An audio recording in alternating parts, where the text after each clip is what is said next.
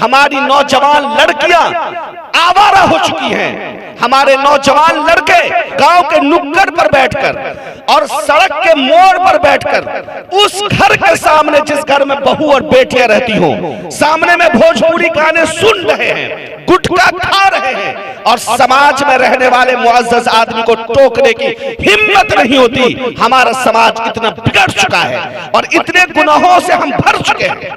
आइए मेरे दोस्तों, एक ऐसे मुकर्रिर जो इल्मी मैदान में आरिफ बिल्लाह है, अमली मैदान में अहलुल्लाह है, मेरे दोस्तों अखलाकी मैदान में मिसलु सिफती असहाबी रसूलुल्लाह है, जिनसे मेरी मुराद हजरत मौलाना आफ्ताब साहब कासमी दामत बरकातुहुल आलिया। मैं हजरत से गुजारिश करता हूँ कि तशरीफ लाए और अपने मवाइज़े हसना से हम तमाम सामईन को मुस्तफीज फरमाए। इस शेर के साथ इस्तिकबाल करते हैं कि अलग बात है कि चुपचाप खड़े रहते हैं, फिर भी जो लोग बड़े हैं वो बड़े रहते हैं। ऐसे असनाफ से मिलता है हमारा सजरा, जिनके जूतों में कहीं ताज पड़े रहते हैं। बिस्मिल्लाहिर्रहमानिर्रहीम। अल्हम्दुलिल्लाह अल्हम्दुलिल्लाहि हादी इला सबीलिर रशाद व यहदी मन यशाउ इला तरीक़िस सदाद व युज़िल्लु मन यशाउ इला तरीक़िल गय्य वल फसाद वस्सलातु वस्सलामु अला रसूलिहिन नासिहिस सादिक़िल अंबियाइ वल अमीन व अला आलिहि व अस्हाबिहि अजमईन। अम्मा बाद। क़ाल अल्लाहु अज़्ज़ व जल्ल फ़ी किताबिहिल मजीद ज़हरल फ़सादु फ़िल बर्रि वल बहरि बिमा कसबत ऐदिन नास लियुज़ीक़हुम बअज़ल्लज़ी अमिलू लअल्लहुम यरजिऊन। सदक़ल्लाहुल अज़ीम। जब सर में हवाए ताअत थी, जब सर में हवाए ताअत थी, सर सब्ज़ शजर उम्मीद का था। जब सरसर इसियां चलने लगी, इस पेड़ ने फलना छोड़ दिया। अल्लाह की राह अब भी है खुली, आसार निशां सब कायम है। अल्लाह के बंदों ने लेकिन इस राह पर चलना छोड़ दिया। मोहतरम हज़रात सामईन किराम, जिस तरह नमाज पढ़ना फर्ज है, रोजा रखना फर्ज है, अगर कोई नमाज नहीं पढ़ता है गुनहगार होता है, रोजा नहीं रखता है गुनहगार होता है, ऐसे ही अपने बच्चों की दीनी तालीम और तरबियत का इंतजाम करना फर्ज है। अगर कोई माँ बाप अपने बच्चों की दीनी तालीम और तरबियत का इंतजाम नहीं करता है तो वो वैसे ही गुनहगार होता है जैसे नमाज छोड़ने वाला गुनहगार होता है, रोजा न रखने वाला गुनहगार होता है। आखिर तो कोई वजह है कि आज से 1400 साल पहले जब पूरी दुनिया की हालत बिगड़ी हुई थी, पूरी दुनिया में कोई ऐसा गुनाह नहीं था जो ना किया जा रहा हो। चोरी शबाब पर थी, ज़िना उरूज पर था, डकैती हो रही थी, छोटों पर जुल्म हो रहा था, अमीर और गरीब के दरमियान इम्तियाज, इंसानियत के दरमियान तफरीक, लोगों का गलत इस्तेहसाल और अमीरों की इमारत का नशा हर सू फैला हुआ था। ऐसे मौका पर अल्लाह रब्बुल इज्जत की तरफ से जो पहली वही आई थी वो नमाज के बारे में नहीं थी, रोजा के बारे में नहीं थी, ज़कात के बारे में नहीं थी, हज के बारे में नहीं थी, निकाह के बारे में नहीं थी, तलाक के बारे में नहीं थी, वसीयत और मीरास के बारे में नहीं थी, बल्कि पहली वही आई थी तो पढ़ने के बारे में कि पढ़िए पढ़िए। मुझे पढ़ना नहीं आता, रसूलुल्लाह के अल्फाज हैं कि मुझे पढ़ना नहीं आता। हजरत जिब्राइल कह रहे हैं आप पढ़िए, आप पढ़िए, मुझे पढ़ना नहीं आता। भेजते हैं रसूलुल्लाह को, अपने सीने से चिमटाते हैं और कहते हैं पढ़िए उस रब के नाम से जिसने आपको पैदा किया है। गोया के इस कायनात के रब्बे जुल जलाल ने अपने फर्स्ट मैसेज में और पहली वही में ये वाज़े कर दिया कि लोगों सुनो, अगर तुम परेशान हो झूठ से, अगर तुम परेशान हो गीबत से, अगर तुम परेशान हो मुआशरे की खामियों और खराबियों से, अगर तुम पर जुल्म किया जा रहा है, अगर डकैती हो रही है, सूद खाया जा रहा है, रिश्वत ली जा रही है और मालदार गरीब का आका बन बैठा है, हर बड़ा छोटे पर जुल्म कर रहा है और मुआशरा फसाद और फसाद और फसाद का शिकार होता चला जा रहा है, तो इसके लिए तुझे पढ़ना होगा, पढ़ना होगा, पढ़ना होगा। यह आज से 1400 साल पहले का पैगाम है।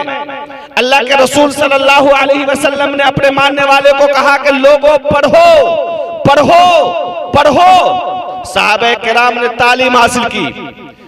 जहां हालत यह थी कि लड़कियों को जिंदा दफन किया जा रहा था, वहां लड़कियों को सर का ताज बनाया गया। जहां हालत यह थी कि नंगी तलवार कब मयान से बाहर आ जाए कोई कह नहीं सकता था, वहां दूसरे की जान की हिफाजत की जिम्मेदारी दी गई। जहां की हालत यह थी कि हर आका अपने गुलाम का खुदा बन बैठा था, वहां गुलाम की कद्र कीमत, गुलाम को आजाद करने की फजीलत और उसकी अहमियत बयान की गई। और ऐसा हुआ कि ये दुनिया अमन व अमान का गहवारा बन गया, दुनिया से फसाद खत्म हो गया। और हालत यह थी कि मक्का मुकर्रमा से एक खातून पूरे जेवरात से लदकर मदीनतुल मुनव्वरा पहुंचती थी और उसकी तरफ कोई आंख उठाकर देखने वाला नहीं होता था। कोई ऐसा नहीं था जो उस खातून की तरफ आंख उठाकर देख सके। ऐसे मुआशरे की तश्कील हुई और ऐसा मुआशरा बना। लेकिन आज 1400 साल के बाद हम जमाने जाहिलियत में लौट चुके हैं। आज 1400 साल के बाद कोई ऐसा गुनाह नहीं है जो ना हो रहा हो। जमाने जाहिलियत में जो जो गुनाह हो रहे थे वो सारे गुनाह आज हो रहे हैं, वो सारे गुनाह आज हो रहे हैं। झूठ बोला जा रहा था, आज भी झूठ का बाजार गर्म है। उस जमाने में लड़कियों को जिंदा दफन किया जा रहा था, आज भी बेटियों को पेट में मार दिया जाता है। अगर शौहर को पता चल जाए कि मेरी बीवी के पेट में जो हमल है वो लड़की है, तो डॉक्टर को रिश्वत देकर, घूस देकर लड़की को जाये करा देते हैं कि मैं बेटी का बाप बनना नहीं चाहता, मैं तो बेटा का बाप बनना चाहता हूं। आज भी लड़कियों को जिंदा दफन किया जा रहा है। पहले मालदार गरीब का आका बना हुआ था, खुदा बना हुआ था। आज भी अमीर और गरीब के दरमियान इम्तियाज है। आज भी मालदार गरीब का खुदा बन बैठा है। मैं कहता हूं जमाने जाहिलियत लौट चुका है। जमाने जाहिलियत में जो जो गुनाह थे, आज ऐसा कोई भी गुनाह नहीं है जो इस जमाने में ना हो रहा हो। जिना आम हो चुका है, रिश्वत ली जा रही है, सूद खाया जा रहा है, नाच गाने की मजलिसें सजाई जा रही हैं, डीजे पर थिरका जा रहा है। हमारी नौजवान लड़कियां आवारा हो चुकी हैं। हमारे नौजवान लड़के गांव के नुक्कड़ पर बैठकर और सड़क के मोड़ पर बैठकर उस घर के सामने, जिस घर में बहू और बेटियां रहती हो, सामने में भोजपुरी गाने सुन रहे हैं, गुटखा खा रहे हैं और समाज में रहने वाले मुअज़्ज़ज़ आदमी को टोकने की हिम्मत नहीं होती। हमारा समाज इतना बिगड़ चुका है और इतने गुनाहों से हम भर चुके हैं। सवाल यह है कि जब ज़माने जाहिलियत वाले सारे गुनाह हम कर रहे हैं, तो इन गुनाहों का खात्मा कैसे हो? इन गुनाहों का खात्मा कैसे हो? आप कहेंगे पढ़ने से हो। जब आप पढ़ेंगे तो गुनाह का खात्मा हो जाएगा। लेकिन मैं ये देख रहा हूं कि अल्लाह का फजल है, अल्लाह का शुक्र है कि हम लोग पढ़ रहे हैं। आप ये नहीं कह सकते कि पढ़ नहीं रहे। पहले, आज से 20 साल पहले, 25 साल पहले गांव में इतने हाफिज साहब थे, गांव में इतने मास्टर साहब थे, गांव में इतने डॉक्टर साहब थे, गांव में इतने पढ़े लिखे लोग थे? नहीं थे। बेटा मुंबई में काम करता था, दिल्ली में काम करता था, खत भेजना होता था तो आदमी तलाशते थे कि खत कौन लिखेगा, और बेटा अगर खत भेजता था तो पढ़ेगा कौन, आदमी की तलाश शुरू करते थे। हर गांव में हाफिज साहब भी नहीं थे। अक्सर मस्जिद में सूरत तरावी होती थी, किसी किसी मस्जिद में खत्म तरावी होती थी। लेकिन आज गांव में कोई ऐसा गांव नहीं जहां पढ़ने और पढ़ाने का निजाम कायम न हो। कोई ऐसा घर नहीं जहां पढ़ने वाला बच्चा मौजूद न हो। लेकिन अजीबो गरीब बात है कि पढ़ने से तो समाज को सुधरना चाहिए था, लेकिन अजीबो गरीब मामला है कि हम जू पढ़ रहे हैं तू बिगड़ रहे हैं। हमारे अंदर तालीम आ रही है और अखलाकी दिवालियापन के हम शिकार होते चले जा रहे हैं। जो जितना बड़ा तालीम याफ्ता है वो उतना बड़ा फसादी है। आज मैं पूरे दावे और चैलेंज के साथ कहता हूं, और सिर्फ अपने इलाके में, मैं बसहा में नहीं कह रहा हूं, बल्कि मैं जहां भी जाता हूं मैं कहता हूं और प्रूफ के साथ मैं बात करता हूं। आप पूरी दुनिया का जायजा ले लीजिए। आप में से हर एक के हाथ में मोबाइल है, सोशल मीडिया के आप मालिक हैं, आप फेसबुक चलाते हैं, आप व्हाट्सएप चलाते हैं, और आप उंगली की मामूली सी क्लिक से और मामूली सी हरकत से पूरी दुनिया के हालात पढ़ सकते हैं, देख सकते हैं। आप देखिए पूरी दुनिया में जहां सबसे ज्यादा तालीम है वहां सबसे ज्यादा बिगाड़ है। अमेरिका यह दावा करता है कि हम 99% तालीम याफ्ता लोग हैं, लेकिन वहां कत्ल सबसे ज्यादा, चोरी सबसे ज्यादा, जराइम क्राइम सबसे ज्यादा। सवाल यह है कि हमें तो यह बतलाया गया था फर्स्ट मैसेज में, पहली वही में, कि लोगों पढ़ो सुधर जाओगे। सहाबाए किराम पढ़े सुधर गए, लेकिन हम पढ़ रहे हैं तो सुधर नहीं रहे, हम पढ़ रहे हैं तो बिगड़ रहे हैं।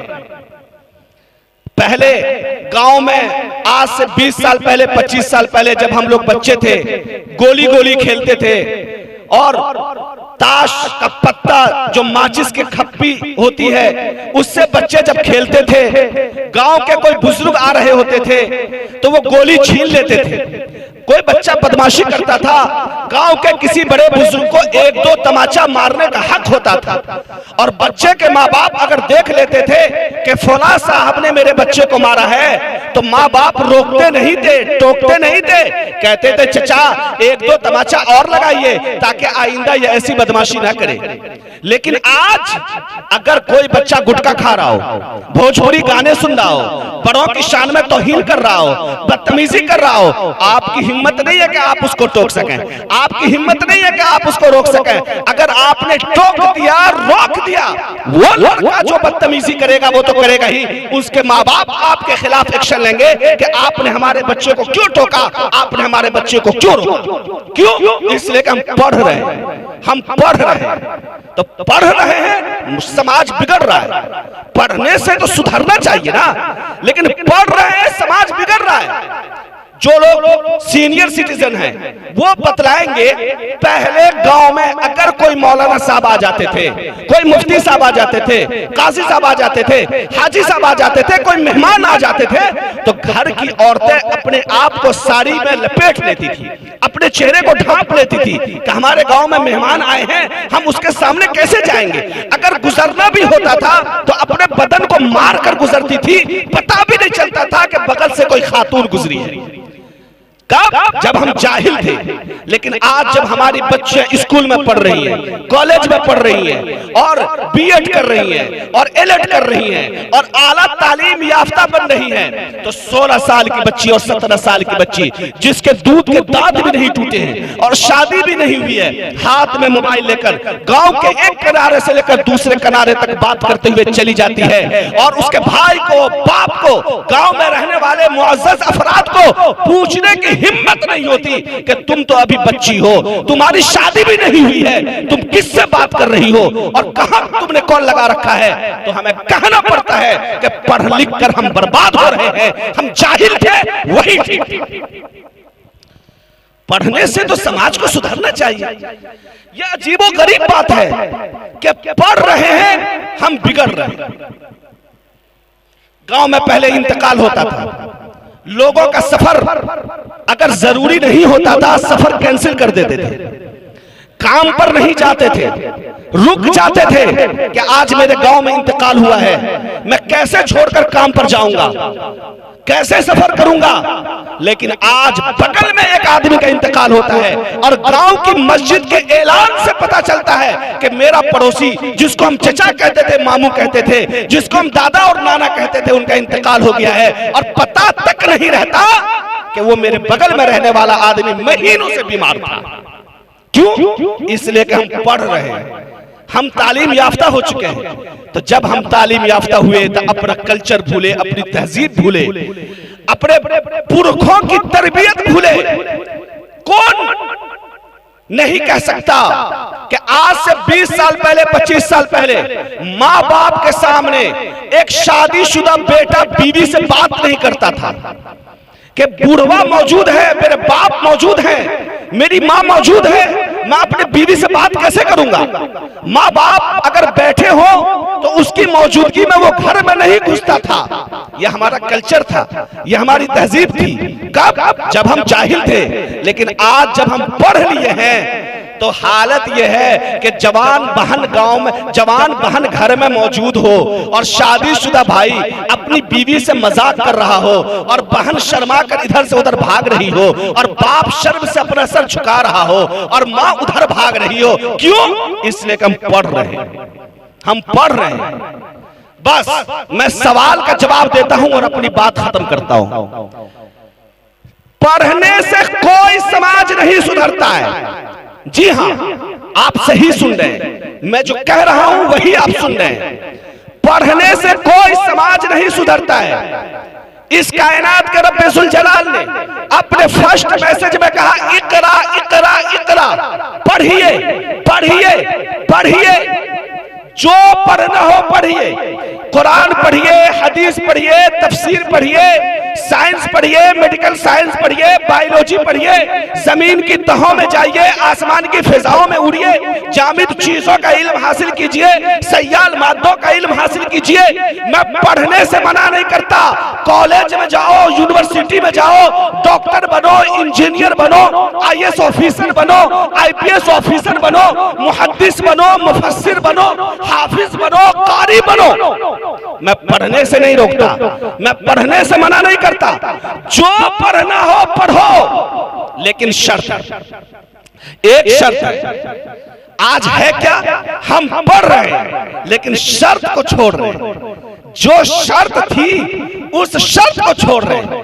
वो शर्त बिस्म रब्बिक, अपने रब के नाम से पढ़ो। पढ़ो लेकिन खुदा को ना भूलो। पढ़ो लेकिन उस अल्लाह को ना भूलो जिसने देखने वाली आंख दी, सुनने वाला कान दिया, धड़कने वाला दिल दिया, पकड़ने वाला हाथ दिया, चलने वाला पांव दिया। जो खुदा कादिर था कि तुझे अंधा बनाकर पैदा करता, जो खुदा कादिर था कि तुझे बहरा बना देता, जो खुदा कादिर था कि तुम्हारे दिमाग के मामूली नस को हिला देता, तुम पागल कहलाते, जो खुदा कादिर था कि तुझे अपाहज बना देता, लूला लंगड़ा बना देता, लेकिन अल्लाह ने तुझे सही और सालिम पैदा किया है, उस खुदा को ना भूलो। आज हम पढ़ रहे हैं लेकिन अल्लाह को भूल चुके हैं। आज हम पढ़ रहे हैं लेकिन हमें अल्लाह याद नहीं है। हमारे मुफ्तियान इकराम यहाँ पर मौजूद हैं। मैं पूरी जिम्मेदारी के साथ हजरत के बारगाह में मैं अर्ज करूं कि अल्लाह रब्बुल इज्जत के बहुत सारे सिफात हैं, लेकिन उन सिफात में से यहाँ पर एक सिफत का जिक्र आया है, बिस्म रब्बिक। लफ्ज़ रब का इस्तेमाल किया है अल्लाह रब्बुल इज्जत ने कि अपने रब के नाम से, और रब का मुश्तक मिन्हु तरबियत है, मतलब कि पढ़ो लेकिन तरबियत मत छोड़ो। आज है क्या? हम पढ़ रहे हैं लेकिन अपने बच्चों की तरबियत नहीं कर रहे हैं। नतीजा यह है कि एक बच्चा हाफिज भी है, कारी भी है, आलिम भी है, और बाप को मारता है, घर से बाहर निकालता है, क्योंकि पढ़ा तो है, तरबियत नहीं हुई है। डॉक्टर है, इंजीनियर है, आला तालीम याफ्ता है, लेकिन बाप की आंख का आंसू खुश्क नहीं हो रहा है। क्यों? तालीम तो है, तरबियत नहीं है। कौन बतलाएगा अपने बच्चों को कि बाप की उम्र को पहुंचने वाला आदमी चचा होता है और दादा की उम्र को पहुंचने वाला आदमी दादा होता है? कौन बतलाएगा अपने बच्चों को? अब तुम जवान हो चुके हो, तुम्हारी बहन घर में रहती है, अगर तुम बाहर से घर आओ, खंकार कराओ, पांव पटक कर आओ, घर की औरतों का दुपट्टा पता नहीं सर पर है या नहीं, वो अपने कपड़े को ठीक कर ले, दुरुस्त कर ले, ये अपने बच्चों को कौन बतलाएगा, कौन समझाएगा? कौन बतलाएगा अपने बच्चों को कि लो बच्चों याद रखो, तुझे मरना होगा, मरने के बाद कब्र के अंधेरे का सामना करना होगा, अल्लाह के सामने जाना होगा, अल्लाह के सामने हिसाब और किताब देना होगा, ये कौन बतलाएगा? इसे कहते हैं तरबियत। आप स्कूल में पढ़ें, कॉलेज में पढ़ें, यूनिवर्सिटी में पढ़ें, मैं मना नहीं करता, लेकिन बच्चों की तरबियत होनी चाहिए। हमारा ये मकतब, जहां हाफिज आशिक इलाही साहब ने तफज्जुल बाबू को हाफिज कुरान बनाया है, ये एक ऐसा मकतब है, ये एक ऐसा सेंटर है कि जहां पर तालीम के साथ साथ तरबियत भी दी जाती है, जहां बच्चों को सुबह शाम ये बतलाया जाता है कि ये दुनिया फानी है, ये दुनिया खत्म होनी है, तुझे जो कुछ भी इस दुनिया में करोगे अल्लाह के सामने उसका जवाब देना है। याद रखिए, अगर आज हाफिज तफज्जुल बसहा की शान बनकर उभरे हैं और आप सब लोगों ने इनको इनाम दिया है, क्यों? क्योंकि ये हाफिज कुरान बना है, ये हाफिज कुरान बना है। लोग ये कहते हैं कि मौलवी बनकर क्या करोगे, लोग ये कहते हैं मौलवी बनकर क्या करोगे। मैं बतलाऊं मौलवी क्या कर सकता है, मैं बतलाऊं, आपके बाप का इंतकाल होगा, आप रोएंगे, चीखेंगे, चिल्लाएंगे, ऐसा लगेगा कि सब्र नहीं आएगा, आपके बाप को नहलाया जाएगा, आपको नहलाने का तरीका नहीं आता होगा, आपके बाप को कफनाया जाएगा, कफन पहनाने का तरीका नहीं आता होगा, आपके बाप को ताबूत में रखा जाएगा, उठाया जाएगा, जनाजा की सफ लगाई जाएगी, इन सब का तरीका आपको नहीं आता होगा। इमाम साहब जनाजा की दुआ पढ़ेंगे, सना पढ़ेंगे, इमाम साहब दुरूद पढ़ेंगे, आप चुपचाप हाथ बांधकर खड़े रहेंगे। लेकिन मेरा ये लाल तफज्जुल एक ऐसा लाल पैदा हुआ, इसके बाप का इंतकाल होगा तो भाड़े के लोगों को लाकर कुरान खानी नहीं करवाएगा, बल्कि खुद अल्हम्दुलिल्लाहि रब्बिल आलमीन पढ़ेगा, मिनल जिन्नत वन नास तक पहुंचेगा और अपने मासूम हाथ को हवा में लहराएगा और कहेगा, अल्लाह मेरा एक बाप था, वो ट्रक का ड्राइवर था, 10-15 हजार रुपया कमाता था, वो चाहता मुझे मुंबई भेज देता, वो चाहता मुझे दिल्ली भेज देता, मैं जड़ी का काम करता, मैं लूम चलाता, मैं काटी मशीन चलाता, मैं रोड में काम करता, मैं ईटा बनाता, लेकिन मेरे बाप ने कहा कि मैं भूखा रह सकता हूँ, मेरे बाप ने कहा कि मैं नंगा रह सकता हूँ, मेरे बाप ने कहा कि मैं परेशानी बर्दाश्त कर सकता हूँ, लेकिन मैं तुझे अल्लाह का कलाम सिखलाऊंगा। अल्लाह मेरे बाप ने मुझे हाफिज कुरान बनाया, मेरा बाप तेरे पास जा चुका है, ऐ अल्लाह उसे बख्श दे, अल्लाह उसे बख्श दे, अल्लाह उसे बख्श दे। जब मेरा ये लाल अपने मासूम हाथ को फिजा में लहराकर अल्लाह से दुआ करेगा, जरा बतलाओ मेरे भाइयों, क्या अर्शे इलाही न हिलेगा, क्या अल्लाह का अर्श न थर्राएगा कि एक कुरान का हाफिज अपने बाप के लिए डुबडुबाती आंखों से दुआ कर रहा है। यह है आलिम दीन और यह है हाफिज कुरान। यह नहीं कि बाप का इंतकाल हुआ, दुआ मांगने का तरीका नहीं है, बाप को कैसे बख्शवाया जाए इसका तरीका मालूम नहीं है। लेकिन एक हाफिज कुरान अल्हम्दुलिल्लाहि रब्बिल आलमीन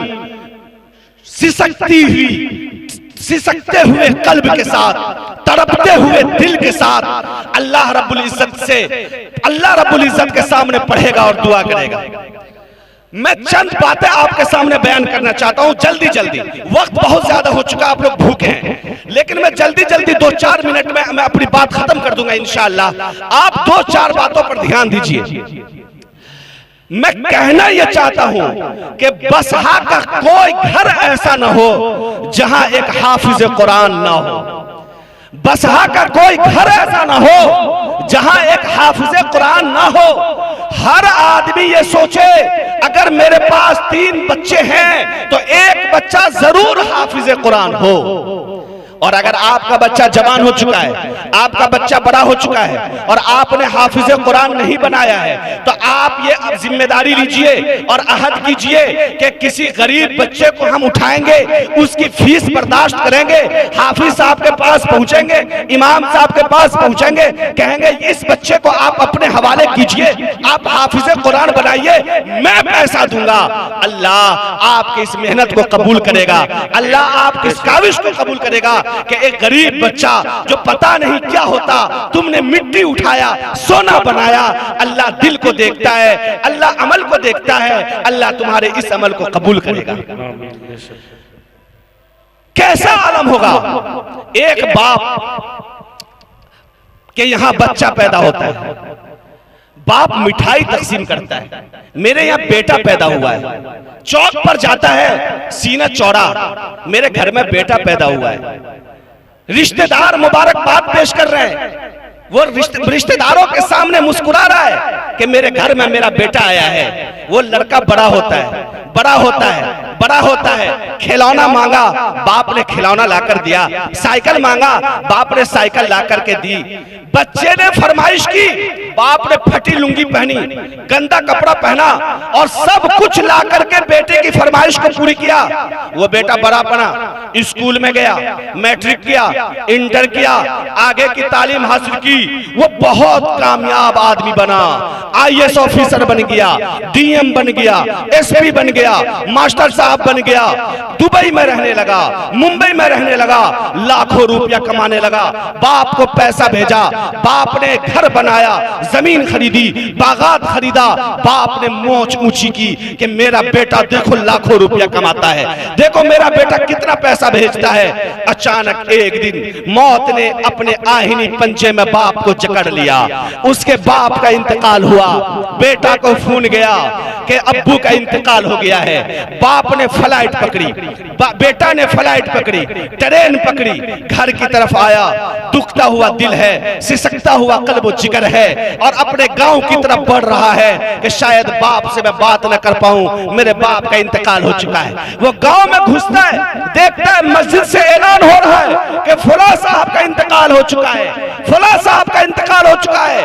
वो अपने बाप का नाम सुनता है कि अच्छा अच्छा मेरे अब्बू का ऐलान हो रहा है। वो अपने घर की तरफ बढ़ता है, देखता है घर के सामने कुर्सियां लगी हुई, मोहल्ले के लोग बैठे हुए हैं, ताज़ियत पेश कर रहे हैं। वो बेटा अपने आंगन जाता है, बहन लिपट जाती है, अब्बू का इंतकाल हो गया है, माँ रोने लगती है, तुम्हारे अब्बू का इंतकाल हो गया है। बेटा अपने बाप को देखता है, सफेद कपड़ा डाला हुआ, सफेद चादर रखी हुई, बेटा अपने बाप को देखता है, ओहो मेरा बाप रूठ गया, ऐसा रूठा कभी मान नहीं सकता, ऐसे सफर पर जा रहा है जहां से कभी वापस नहीं आएगा। गांव वाले आए, बाप को गुस्ल दे रहा है, बेटा बाप को कफनाया जा रहा है, बेटा देख रहा है, बाप को ताबूत पर रखा जा रहा है, बेटा देख रहा है, ताबूत उठाया गया, बेटा देख रहा है, जनाजा गांव में ले जाया गया, सब सीधी की गई, इमाम साहब ने तकरीर की, बेटा सुन रहा है, इमाम साहब आगे बढ़े, अल्लाहु अकबर, सारे लोगों ने अल्लाहु अकबर कहा, सना पढ़ी जा रही है, सुब्हानक अल्लाहुम्मा व बिहम्दिका व तबारक अस्मुका व तआला जद्दुका व ला इलाहा गैरुका, दोबारा अल्लाहु अकबर कहा, सारे लोगों ने अल्लाहु अकबर कहा, दुरूद शरीफ पढ़ी जा रही है, अल्लाहुम्मा सल्ली अला मुहम्मद व अला आलि मुहम्मद कमा सल्लैता अला इब्राहीम व अला आलि इब्राहीम इन्नका हमीदुम मजीद, अल्लाहुम्मा बारिक अला मुहम्मद व अला आलि मुहम्मद कमा बारकता अला इब्राहीम व अला आलि इब्राहीम इन्नका हमीदुम मजीद, अल्लाहु अकबर। सारे लोगों ने अल्लाहु अकबर कहा और जनाजा की दुआ पढ़ी जा रही है, अल्लाहुम्मा इग़फिर li hayyina व मय्यितिना व शाहिदिना व गाइबिना व सगीरिना व कबीरिना व ज़करिना व उनसाना, अल्लाहुम्मा मन अहयैतहु मिन्ना फअहयिही अलल इस्लाम व मन तवफ़्फ़ैतहु मिन्ना फतवफ़्फ़हु अलल ईमान। सारे लोग जनाजा की दुआ पढ़ रहे हैं, दुरूद पढ़ रहे हैं, सना पढ़ रहे हैं और आपका वो बेटा जिसके लाखों रुपया पर आपने फख्र किया था, आपका वो बेटा जिसके पैदा होने पर आपने खुशियां मनाई थी, चुपचाप हाथ बांध कर खड़ा है, उसे जनाजा की दुआ भी याद नहीं कि मोहब्बत करने वाले माँ बाप की जनाजा की नमाज में जनाजा की दुआ पढ़। क्या हमें ऐसी औलाद चाहिए? क्या हमें ऐसी औलाद चाहिए कि जनाजा रखी हुई हो और बेटा चुपचाप हाथ बांधकर खड़ा हो, उसे जनाजा की दुआ भी याद ना हो? अगर आप ऐसी औलाद नहीं चाहते हैं, कल ही अपने बच्चों को भेजिए, इमाम साहब के हवाले कीजिए, अपने गांव के मदरसे में भेजिए, अपने गांव के मकतब में भेजिए, अपने हाफिज साहब से कहिए, अपने इमाम साहब से कहिए, ये मेरा ये बेटा है, आप इसे कुरान पढ़ना सिखलाइए, आप इसे दुआ याद कराइए, इतनी सूरतें याद कराइए जिससे इसकी नमाज दुरुस्त हो सके। वरना कहीं ऐसा न हो कि रब्बे जुल जलाल कयामत के दिन पूरे जाहो जलाल के साथ बैठे हों, अंबिया भी थर्रा रहे हो, किसी नबी की इतनी हिम्मत नहीं होगी कि सिफारिश कर सके। कहीं आपका बेटा अल्लाह के सामने आ गया और अल्लाह ने कहा फरिश्तों से कि इसका पांव पकड़ो, मुंह के बल घसेटो, जहन्नम में फेंक दो, क्योंकि ये लड़का चोर था, ये डकैत था, ये नमाज नहीं पढ़ता था, ये चोरी करता था। तो रिवायत के जुमले हैं, अहादीस के टुकड़े हैं कि वो बच्चा अपने बाप का मुंह देखेगा और फिर अल्लाह से कहेगा, अल्लाह अगर मैं जहन्नम में जाने का मुस्तहिक हूं तो मुझसे पहले पहले मेरे इस माँ बाप को जहन्नम में डाल दे, क्योंकि इन्होंने मुझे पैसों की मशीन तो बनाया, पैसे कमाने वाली फैक्ट्री तो बनाया, लेकिन आपकी मारिफत से मुझे दूर रखा, मुझे आपके बारे में नहीं बतलाया, आपकी शरीयत के बारे में नहीं बतलाया। बहुत बहुत मुबारक बसहा के मुसलमानों, आपके गांव में एक हाफिज कुरान का इजाफा हुआ है, आप उनकी कदर कीजिए, उनके उस्ताद की कदर कीजिए। जनाब मुजीबुर रहमान साहब, हाफिज आशिक इलाही साहब ने आपको एक ऐसे नेमत से बहरावर किया है अल्लाह के फजल करम से, आप उनका पांव चूम लीजिए, आप गुलाम बन जाइए कि मैं अपने बेटे के उस्ताद का गुलाम हूं। क्योंकि अगर मैं किसी को देता, वो बेटा को मास्टर बना देता, डॉक्टर बना देता, पैसे मेरा बेटा ला कर देता, लेकिन आज मेरा बेटा जन्नत का खरीदार बनकर मेरे सामने उभरा है। आज मेरा बेटा उस मकाम पर पहुंचा है कि कयामत के दिन सूरज से ज्यादा चमकता ताज जनाब मुजीबुर रहमान साहब के सर पर रखा जाएगा, अगर तफाजुल बाबू इल्म अमल से बहरावर रहेगा। अल्लाह से दुआ कीजिए, अल्लाह रब्बुल इज्जत आपके इस जलसा सजाने को कबूल फरमाए, जनाब हाफिज आशिक इलाही साहब की मेहनत को कबूल फरमाए, जनाब मुजीबुर रहमान साहब की मेहनत को कबूल फरमाए और तमाम की मेहनत को कबूल फरमाकर जन्नत का जरिया बना दे। वमा तौफीक इल्ला बिल्लाह व आखिरु दावाना अनिल हम्दुलिल्लाहि रब्बिल आलमीन।